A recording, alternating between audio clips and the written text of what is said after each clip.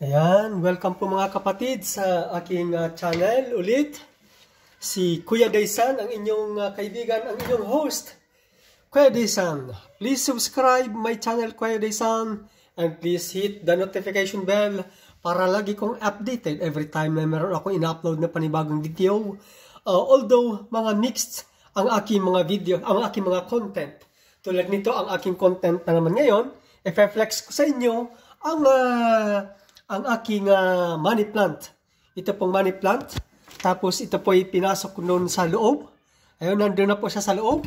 Lalagyan ko na siya ng tubig. Yan. Ayan, lalagyan natin na siya ng tubig. Yung mga nandito sa labas, ay pinutol ko na po si babaw. Dahil nabubuhay naman siya dun sa loob. Kaya, yun ang ating pagmamasdan.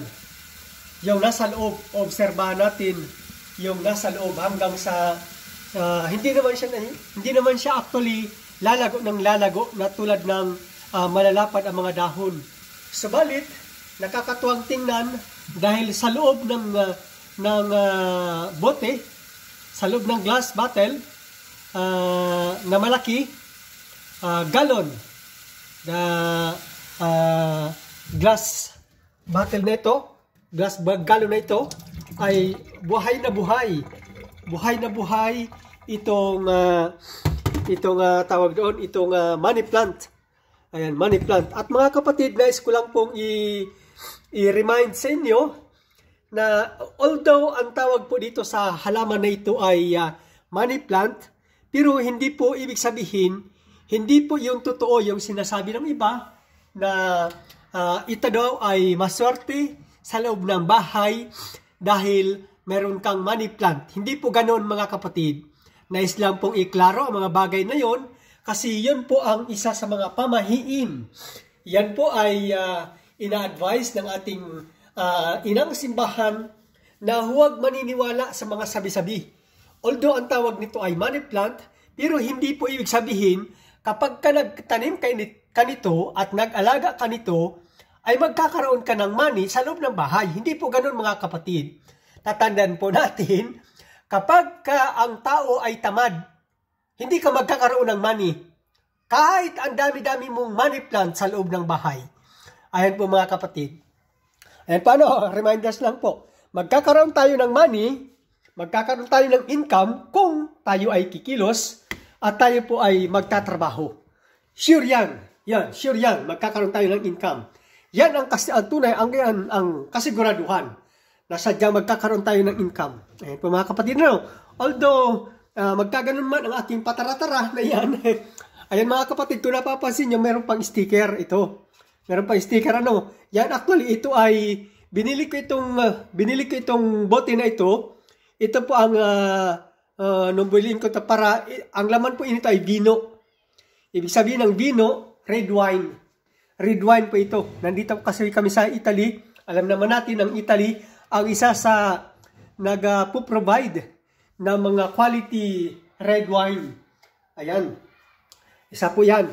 At ayan. Kaya ito po ay bumili ako. Hindi lang yung tiga 75 milliliter. Hindi lang yon. Bumili din ako. Minsan nabili din ako ng ganito na malaki. Isang galon ito. Ang laman nito ay yan ang laman, 5 liters. Ang laman ay 5 liters. Ang tapang ay 11.5 volume. 11.5, ibig sabihin, ang tapang nung wine ay 11.5. Ayan po mga kapatid, meron pa akong nakikita daw na lumulutang-lutang sa ibabaw. Tatanggalin ko ulit. Ibubuhos ko ulit yung tubig para palitan. Ito kasi ay paminsan-minsan pinapalitan para kasi siyempre, sa loob, siyempre nagkakaroon sila doon ng mga ugat, pero sa loob ay nabubulok din. Ngayon, pag nabulok yung marami na matagal na nabulok ang mga ugat doon sa loob, nasisira pati yung kanilang ugat din mismo. Kasi yung balat, yung ugat mismo, meron ding balat. Yun din ang nabubulok. Minsan kaya dapat nililinis, pinapalitan din ng tubig kasi makukontaminate. Pag nakontaminate, mismo siyang halaman siya, ay nasira siya. Ibig sabihin, dahil nakontaminate siya, nung nabulok na ugat ng ugat niya, ng sarili niya. Kaya yan. Kaya pinapalitan natin. Running water lang, pinapalit yan. Hindi na nilalagyan ng kung ano paman. Hindi na po yan nilalagyan ng kung ano paman na mga preservative o kaya fertilizer. Hindi na po, hindi na po. Yan. Ang problema lang po dito mga kapatid sa ganitong bote, kasi hindi ko naman maabot para linisin. Yan, yung kalkari. Ibig sabihin, meron ako nilalagyan din na isang parang isang garapon na maluwag ang bibig. Ang bukas na bukas, ayun nalilinis ang ano. Pero yung ganito, mahirap linisin. Pero pwede naman linisin yan mga kapatid. Lalagyan ng, kaya lang mahirap na tanggalin yung sa loob. Pero kung lilinisin yan, lalagyan ng buhangin na medyo makakapal. O kaya, lalagyan ng makapal na asin. Yan. Tapos, iaalog-alog para malinis siya. Iaalog-alog para malinis. Ayan, para malinis. Okay. Okay na siguro. Tulad na ng dating tubig na nakalagay. Tulad ng dating karami ng tubig na nakalagay. Ayan na po mga kapatid. Yan na po ang itsura. Ganito na po ang itsura ng aking money plant sa loob ng bote. At ilalagay ko na ito doon sa lalagyan niya. Kasi dito namin ito nilalagay sa, although walang tagahawak ng camera, kaya, ayan, pag nalagay ko na, saka ko na, ng camera, papakita sa inyo kung pag nalagay ko na. Ayan po mga kapatid, nalagay ko na. Ngayon, dahil nalagay ko na, papakita ko sa inyo, ayan po, nasa ibabaw ng ref. Ayan, ito na. Ayan, nasa ibabaw ng ref na kailangan dito sa may bintana, para yung liwanag. Kasi yung liwanag, doon siya, umaasinso siya liwanag. Yan po mga kapatid. And maraming salamat po mga kapatid ha, sa inyong panunood sa aking simpleng content na ito. Maraming salamat po sa inyong suporta. Ang inyong Kuya Desan na nagsishare sa inyo ng halamang money plant na kung saan pinaliwanag ko kanina kung ano ang masasabi ko tungkol dito sa money plant. Clarifications. Some clarifications about this kind of plant. That is the name called money plant. And reminders na we should not always believe some kind of practices, we call that pamahiin. Yan, pamahiin. Yun po ay tinatawag nating superstitious belief. Pag sinabi pong superstitious belief, ibig sabihin, yung paniniwala natin sa poong may kapal sa ating Diyos na may gawa sa atin, ay mas labaw na doon. Kaya tinatawag na superstitious belief. Ayan, lumalampas ka na doon sa Kanya. Ayan, kasi kung ano-ano na ang ating pinapaniwalaan. Kaya, reminder ulit, na huwag natin paniniwalaan ang kahit na anumang kasabihan. Hindi yan.